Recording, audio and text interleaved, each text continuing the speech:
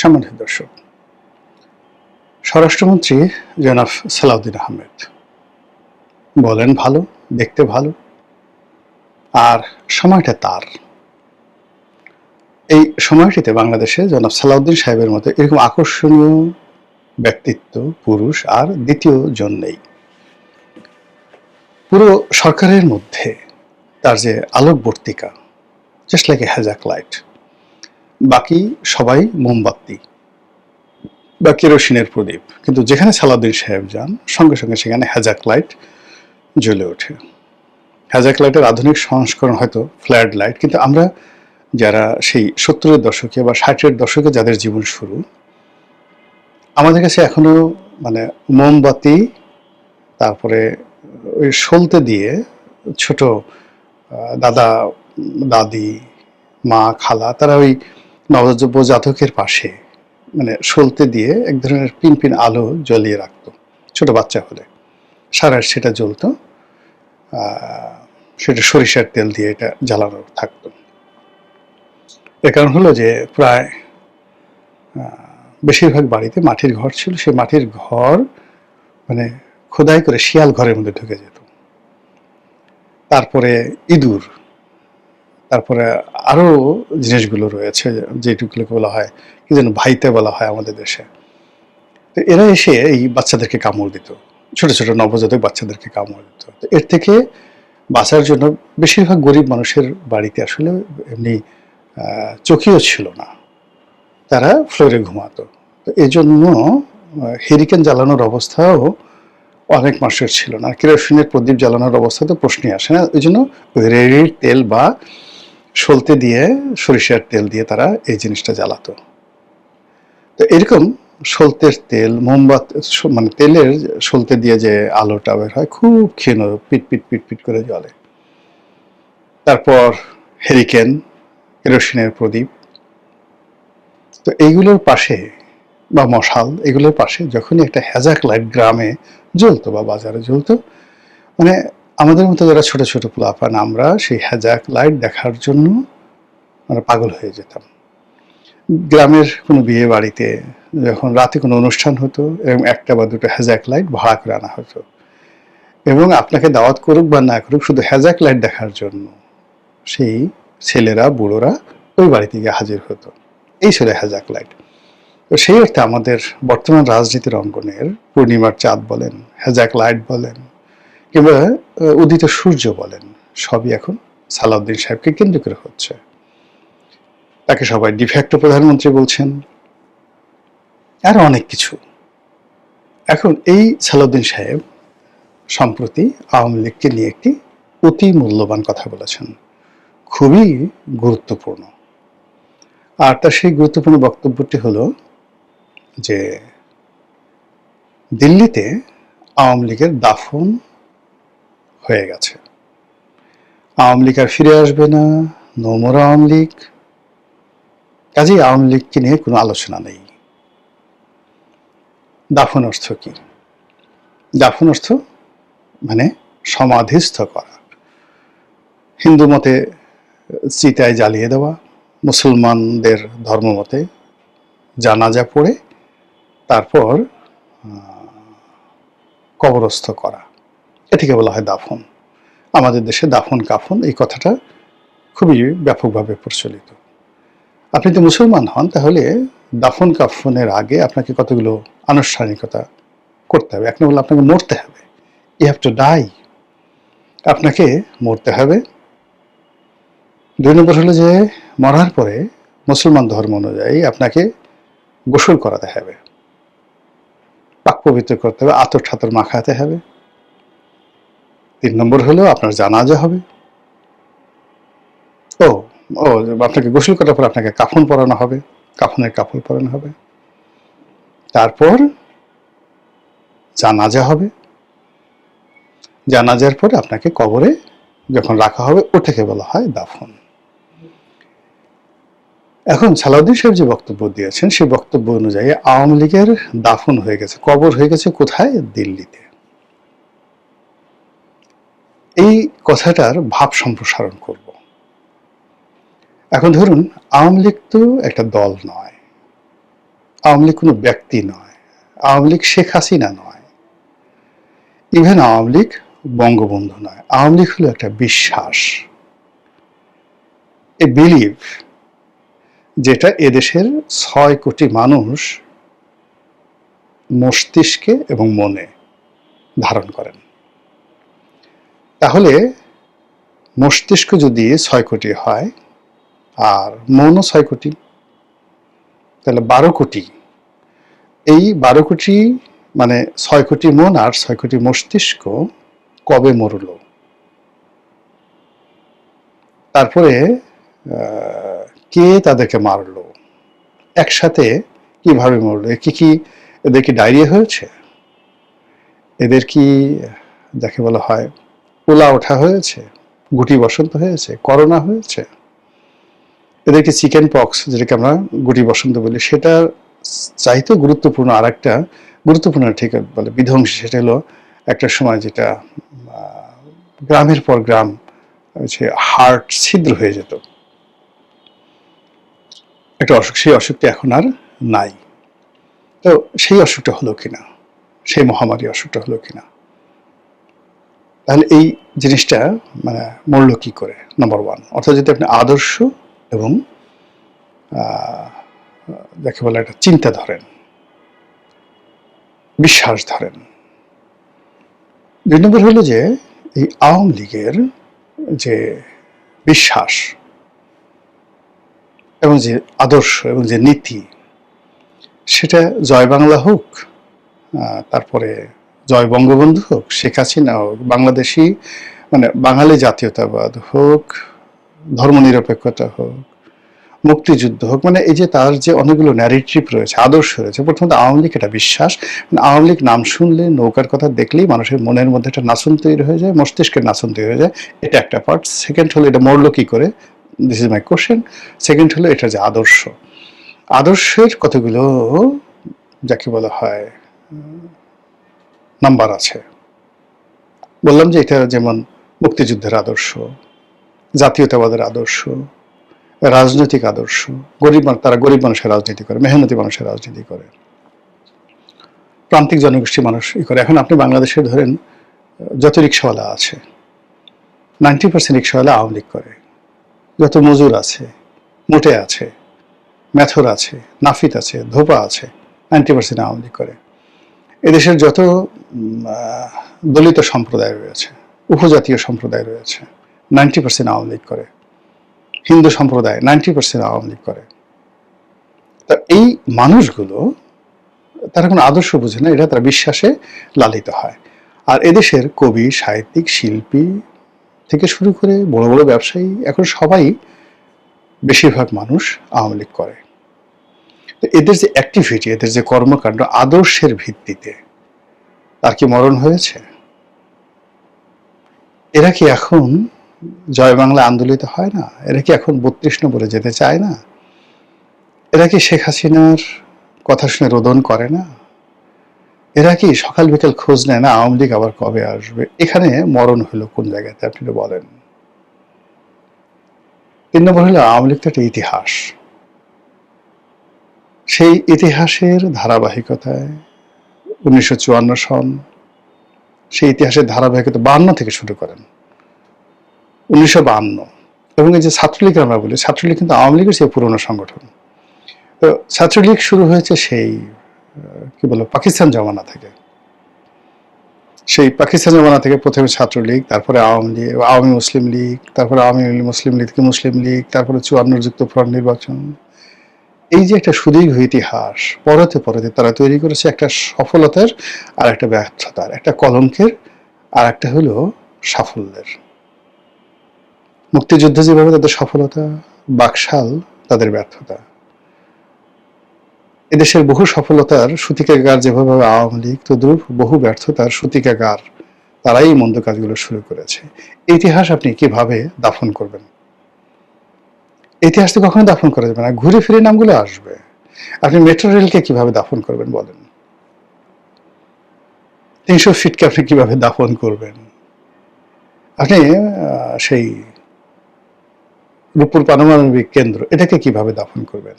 How it is possible, কি করে করবেন আপনি বলেন। ফলে অ্যাজ এ হোল এই যে স্বরাষ্ট্রমন্ত্রী যে কথাগুলো বলছেন, আলটিমেটলি এই কথাগুলো আওয়ামী লীগের পক্ষে চলে যাচ্ছে, এই কথাগুলো বিএনপির পক্ষে চলে যাচ্ছে, এই কথাগুলো ভারতের পক্ষে চলে যাচ্ছে। এবং তিনি যত বেশি অ্যাকশন দেখাবেন, এই সমস্ত ব্যাপারে যত নেতিবাচক কথাবার্তা বলবেন, ততই তাকে সবাই সালাউদ্দিন বলবে, ততই তাকে সবাই শিলং সালাউদ্দিন বলবে, ততই তাকে সবাই ভারতের এজেন্ট বলবে। এবং এটা তার কপাল খারাপ।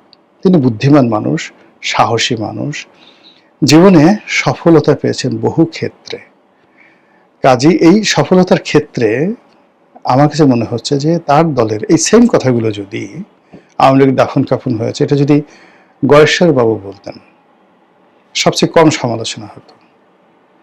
এই ধরনের কথা যদি মির্জা আব্বাস বলতেন, ইভেন মির্জা ফখরুল সাহেব বলতেন, তাহলে ওটার একটা ইফেক্ট থাকতো। কিন্তু সালাউদ্দিন সাহেব যদি এই কথাগুলো বলেন, কোনো অবস্থাতেই এটা বিএনপির জন্য, আমাদের রাজনীতির কারোর জন্য এটা ভালো ফলাফল বয়ে নিয়ে আনবে না বিএনপির জন্য। দ্বিতীয়ত হলো যে যখন আপনি আওয়ামী লীগের চ্যাপ্টারটি ক্লোজ করতে চাচ্ছেন, ধরুন আপনার কথা, সালাউদ্দিন সাহেবের কথা আমি বিশ্বাস করলাম, বিশ্বাস করে আওয়ামী লীগকে ভুলে গেলাম যে আওয়ামী লীগ এখানে নো মোর, আমাদের দরকার নেই। এখন আমাদের প্রধান প্রতিদ্বন্দ্বী নাহিদ ইসলাম, শেখ হাসিনার পরিবর্তে নাহিদ ইসলাম। প্রধান প্রতিদ্বন্দ্বী আসিফ মাহমুদ, সজীব ভুইয়া, হাসনাত আবদুল্লাহ, সার্জিস আলম। এবং প্রধান রাজনৈতিক দল আগামীতে আমাদের ফাইট করতে হবে এনসিপির সঙ্গে, এবং এনসিপি আগামীতে সরকার গঠন করবে। এটা অপশন। আওয়ামী লীগ থাকা মানেই তো বিপ্লবের শক্তি হিসেবে 1 নম্বরে চলে আসবে এনসিপি।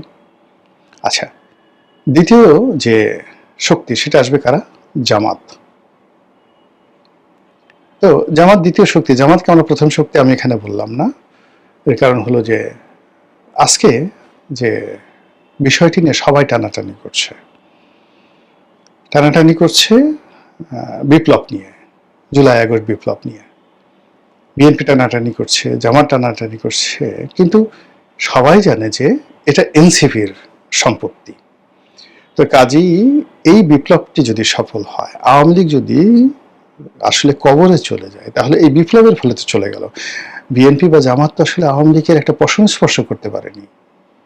সালাউদ্দিন সাহেব থেকে শুরু করে অন্যান্য যে সমস্ত লোক বড় বড় কথাবার্তা বলছেন, তারা তো আওয়ামী লীগের জমানে একটা শব্দ করতে পারেননি। আমি এই জমানাতে যে কজন লোক খুব স্ট্রেট ফরওয়ার্ড হইতে কথাবার্তা বলছেন, বয়সে ছোট কিন্তু নির্ভেজাল কথাবার্তা বলছেন, আমজনতা পার্টির সভাপতি জনাব তারেক রহমান, যিনি বর্তমান প্রধানমন্ত্রী তারেক রহমান সাহেবের ঘনিষ্ঠ বন্ধু। তাকে বাংলাদেশের দ্বিতীয় তারেক রহমান হিসেবে অভিহিত করা যেতে পারে। তো আমজনতা পার্টির সভাপতি জনাব তারেক রহমান বিভিন্ন টকশোতে গিয়ে যে কথাগুলো বলছেন, এটাই হলো রিয়ালিটি, এটাই হলো বাস্তবতা। তিনি জুলাই নিয়ে যে কথা বলছেন, 32 নম্বর যে কথা বলছেন, আজকের বাংলাদেশ নিয়ে যে কথা বলছেন, তিনি পিনাকিকে নিয়ে যে কথা বলছেন, আমার দেশের মাহমুদুর রহমান, জামাতকে নিয়ে যে কথাগুলো বলছেন, এটা হলো একেবারে বাস্তব। এর সে কোনো বাস্তব কথা নেই। আমার কাছে মনে হয় যে যদি নম্বর দিতে হয়, তাহলে 1 নম্বর বাংলাদেশে এই মুহূর্তে সত্যবাদী হিসেবে, নির্ভীক কথা হিসেবে এবং নির্ভেজাল কথা হিসেবে এই সাম্প্রতিক 2 বছর নিয়ে, এর আগের কথা বাদ, এই 2 বছর নিয়ে যারা সবচেয়ে স্ট্রেট ফরওয়ার্ড ওয়েতে কথাবার্তা বলছে, একদম নিরপেক্ষ, তার মধ্যে জনাব তারেক রহমান প্রধান, মানে আমজনতা পার্টির সভাপতি তারেক রহমান। তো যদি আপনি জুলাইকে মূল্যায়ন করতে চান, তাহলে এই তারেক রহমানের জন্যই আজকে বিএনপি ক্ষমতায়, প্রধানমন্ত্রী তারেক রহমান সাহেবের জন্য না। ইভেন তারেক রহমান সাহেব, যিনি আমজনতার সভাপতি, তিনি একটি সাক্ষাৎকারে বলেছেন যে বর্তমান হাসনাত, সার্জিস, অন্যান্য যারা আছেন, তারা প্রথমত আন্দোলন থেকে নিজেদেরকে প্রত্যাহার করে নিলেন, তারা ডিজিএফআই এর কবলে চলে গেলেন। তারা যেটা বললেন যে এখন যারা আন্দোলন করছে তারা সন্ত্রাসী, আমরা না। তো ওই প্রেক্ষিতে এই আমজনতার সভাপতি জনাব তারেক রহমান, তিনি আন্দোলনের নেতৃত্বে চলে এলেন এবং আস্তে আস্তে আস্তে আস্তে সাধারণ মানুষ সম্পৃক্ত হলো। তো এই যে সাধারণ মানুষ যে সম্পৃক্ত হলো, ঠিক সেই সময়টাতে বর্তমান প্রধানমন্ত্রী তারেক রহমান তিনি এই যে এখন আমরা যাকে দ্বিতীয় তারেক রহমান বলছি তাকে নিয়মিত ফোন করতেন, তাকে বিভিন্ন রকম উৎসাহ দিতেন, উদ্দীপনা দিতেন এবং কিছু টাকা পয়সাও দিতেন। এবং তারেক রহমান বলছেন যে 1 নম্বর তারেক মানে প্রধানমন্ত্রী তারেক রহমান উনি ওরকম 4 লাখ 5 লাখ টাকা দেননি, আমাকে 20,000 25,000 এরকম করে টাকা দিয়েছেন। তো এই যে দেখুন, এখন আপনি যদি সালাউদ্দিন সাহেব এই মুহূর্তে যদি সেই জুলাইকে আফহোল্ড করতে চান, যে এই জুলাই সবকিছু যারা আমাকে ক্ষমতা এনেছে, এই জুলাই সবকিছু যা শেখ হাসিনাকে কবর দিয়েছে, এই জুলাই সবকিছু যা কিনা আওয়ামী লীগের দাফন কাফন সম্পন্ন করেছেন, তাহলে নেক্সট প্রধানমন্ত্রী হবেন বাংলাদেশের আম জনতা দলের প্রধান জনাব তারেক রহমান। বিকল্প তারেক রহমান সাহেবের যে প্রতিদ্বন্দ্বী তারেক রহমান সাহেব বলছেন যে আমি হলাম অরিজিনাল এই সময়টাতে, যারা এই সবাই যখন আন্দোলন থেকে চলে গেছে, সবাই যখন পিস টার্ন নিয়েছে, তখন আমি প্রথম এই বাঁশের লাঠি হাতে নিয়ে এই স্বাধীনতা ফিরিয়ে আনার জন্য, সার্বভৌমত্ব ফিরিয়ে আনার জন্য, দেশের মালিকানা ফিরিয়ে আনার জন্য সেই রামপুরাতে দাঁড়িয়েছিলাম। এটা সত্য কথা, ইতিহাসে সেগুলো দেখেন। তো তার সেই বিজয়টিকে পরবর্তীতে ডক্টর মোহাম্মদ ইউনূস, হাসনাত, সার্জিস এরা ছিনিয়ে নিয়েছে বলে তারেক রহমান সাহেব অভিযোগ করছেন। মানে তো সেই অভিযোগের ভিত্তিতে এখন বাংলাদেশে একটা পোলারাইজেশন হচ্ছে। দেখুন, আমি কিন্তু কখনো আমজনতা দলের তারেক রহমানকে নিয়ে এত ডিটেলস বলি, কিন্তু ব্যাপার হলো যে তিনি এখন মিডিয়ায় হটকেক, তাকে সবাই গ্রহণ করছে। এমনকি আমার সে 32 নম্বর ভেঙেছে, বঙ্গভবন ভাঙতে গেছে, সিপিবির অফিস ভাঙতে গেছে, কিন্তু এই কাজগুলো যে তার অন্যায় হয়েছে সে এখন স্বীকার করছে। সে এখন জুলাই যোদ্ধা হিসেবে নিজেকে পরিচয় দিয়ে গর্ব অনুভব করছে না, এই কথাগুলো সে স্বীকার করছে। ফলে সত্যিকার অর্থে আম জনতা বলতে যা বোঝায়, সাধারণ জনতা বলতে যা বোঝায়, সেটি এখন আম জনতার দলের সভাপতি তারেক রহমান সেই পর্যায়ে চলে গেছে। এখন আপনি তাকে আম তারেক বলে আর ঠাট্টা করতে পারবেন না। যেখানে দেশের প্রধানমন্ত্রী লন্ডনে থেকে তাকে নিয়মিত টেলিফোন করতেন, এই যে এখন তো ক্ষমতায় আছে, সে তো অস্বীকার করতে পারবে না, ফোন করে আবার মাত্র 1,020 টাকা দিতেন। উনি বলতেন যে উনি আমার দিয়েছে 20,000 টাকা, আর আমি নিজের আম বিক্রি করা টাকা দিয়ে 3 লাখ 4 লাখ টাকা দিয়ে এই আহত লোকদেরকে সাহায্য করেছি। বলেন তাহলে সেই জুলাই বিপ্লবের মূল মাস্টার মাইন্ড কে, সুবিধাভোগী কে? কাজেই এই জুলাইকে কেন্দ্র করে যদি আগামীতে পট পরিবর্তন হয়, নতুন কেউ ক্ষমতা আসে আদার দেন বিএনপি, তাহলে সালাউদ্দিন সাহেবরা আগামীতে যে পরাজিত হবেন এই জনাব দ্বিতীয় তারেক রহমান অথবা তার অপোনেন্ট যারা আছেন হাসনাত, সার্জিস, নাহিদ, এদের কাছে। এটা হলো রূঢ় বাস্তবতা। তো কাজে এই যে দাফন কাপড় নিয়ে যে কথাবার্তা বলছেন, আমরা অনেক সময় অনেক কথা বলে ফেলি, কিন্তু প্রতিটি কথাকে যদি আপনি এভাবে বিশ্লেষণ করেন তাহলে আপনি দেখবেন যে এই দাফন কাফনের মাধ্যমে আওয়ামী লীগের উপাখ্যানটাকে শেষ করে দিয়ে এখন জুলাই যারা বিপ্লবী, জুলাই যারা যোদ্ধা, তাদেরকে বিএনপির মুখোমুখি দাঁড় করিয়ে দেওয়া হচ্ছে এবং সংগতিকরণে এরা এম্পাওয়ার্ড হয়ে যাবে। এবং এখন তারা যে ভাষায় কথাবার্তা বলছে, এই কথা আর 15 দিন পরে দেখবেন যে সম্পূর্ণ রিভার্স হয়ে গেছে, পাল্টে গেছে। এবং এদের সঙ্গে বহু, এমনকি এই যে জনাব তারেক রহমান আমজনতা দলের সভাপতি, এর সঙ্গে যদি আওয়ামী লীগের লোক, দলে দলে আওয়ামী লীগের লোক যোগদান করে, এর পিছনে যদি সবাই তারেক ভাই জিন্দাবাদ, এবং এখানে এর যত বেশি বলবে তারেক ভাই জিন্দাবাদ, তারেক ভাই জিন্দাবাদ, আমার নেতা তারেক রহমান, তারেক ভাই, তারেক ভাই, ততই এটা প্রধানমন্ত্রীর জন্য, তারপর স্বরাষ্ট্রমন্ত্রীর জন্য কতটা অস্বস্তিকর হবে, কতটা অবমাননাকর হবে। একবার একটু চিন্তা করেন তো, যে মুখগুলো খুলে গেছে, আপনি তো মুখ বন্ধ করতে পারবেন না, সেই জিনিসগুলো হয়ে গেছে। ফলে এই যে মাদ্দা জিল্লুহুল আলী বলতে যাকে বোঝানো হয়, মানে প্রধানমন্ত্রীর ছায়া যার উপর আছেন স্বরাষ্ট্রমন্ত্রী, যিনি এই যে আওয়ামী লীগ নিয়ে যে সিদ্ধান্তগুলো দিচ্ছেন, এটা রাজনীতিতে কি রসায়ন তৈরি করছে, কি প্রতিক্রিয়া তৈরি করছে। তিনি যে আওয়ামী লীগের দাফনের ব্যবস্থা করছেন, কাফন করা হয়ে গেছে, জানাজা দিয়ে ফেলছেন, এই টোটাল জিনিসগুলো, তাও আবার দিল্লিতে, এটা কি প্রতিক্রিয়া হতে পারে রাজনৈতিক। সেকেন্ড থিং হলো জনগণের মধ্যে কি হতে পারে। মানে বাংলাদেশের 6 কোটি মানুষ আওয়ামী লীগ করে, তারা হয় এই সময়ের মধ্যে যারা বাংলাদেশে আছেন তারা আওয়ামী লীগ ত্যাগ করেছেন, বিএনপিতে যোগদান করেছেন, অথবা আম জনতা দলে যোগদান করেছেন। কাজেই বাংলাদেশে আওয়ামী লীগ নেই। আর যারা আওয়ামী লীগ ধারণ করেন তারা সবাই দিল্লিতে আছেন, কলকাতাতে আছেন, ভারতের মাটিতে আছেন। কাজেই ওই আওয়ামী লীগ আর ফিরে আসবে না, আওয়ামী লীগের রাজনৈতিকভাবে ওখানে রাজনীতি শেষ। এই তো সরল। কিন্তু ঘটনা কি তাই? ঘটনা তো তা নয়। তা যদি হয় তাহলে 23শে জুন আওয়ামী লীগের যেদিন প্রতিষ্ঠা বার্ষিকী সেদিন সেনাবাহিনীর নামালেন কেন? সেদিন আপনার আনসার বাহিনী ছিল না, বিজিবি ছিল না যেটা আপনার অধীন, বা পুলিশ বাহিনী ছিল না, তো তাদেরকে বাদ দিয়ে কেন আপনি সেনাবাহিনী নামালেন? এবং এখন আজকের এই সময়টা পর্যন্ত এখনো সেনাবাহিনী আপনি মাঠে রেখেছেন এই জুলাই মাসে। আপনি এই 15ই আগস্টকে নিয়ে আপনার কি ভয় হচ্ছে না এখন? আপনার যদি ভয় হয় তাহলে তো সে মরল না, সে তো মরেনি, আওয়ামী লীগ তো মরেনি, দাফন কাফন তো প্রশ্নই আসে না, বরং চিত হয়ে সে দাঁত ভেস্কি দিয়ে জিব্বা নাড়াচ্ছে। এবং একজন মরা মানুষ, আপনি যাকে মনে করছে একজন মরা মানুষ, ওই আগেই বললাম, একজন মরা মানুষ যদি চিত হয়ে শুয়ে আপনাকে ভেংসি কাটে, জিব্বা বের করে, কিংবা সেই তর্জনী উচিয়ে, পিনাকি ভট্টাচার্য যেভাবে তার মানে তর্জনী উচিয়ে, আঙ্গুল উচিয়ে কি যেন একটা দেখাতে চায় বা করতে চায়, ওইরকম যদি কোনো আওয়ামী লীগের লোক যাকে আপনি মৃত মনে করছেন সে যদি আঙ্গুলটা এভাবে উচিয়ে ফেলে, তাহলে কেমন লাগবে বলেন তো? মনে হবে এটা ভৌতিক কাণ্ড না? বলে পুরো এই 6 কোটি মানুষকে আপনি একটা ভৌতিক জগতে পাঠিয়ে দিচ্ছেন। It's not the wise. Awami League should be reconciliated. এখানে রিকনসিলিয়েশন ছাড়া আমাদের রাজনীতির কোনো মুক্তি হবে না। কাজে এই ধরনের কথাবার্তা দলের জন্য, সরকারের জন্য, দেশের জন্য অবশ্যই অবশ্যই কল্যাণ বয়ে আনবে না।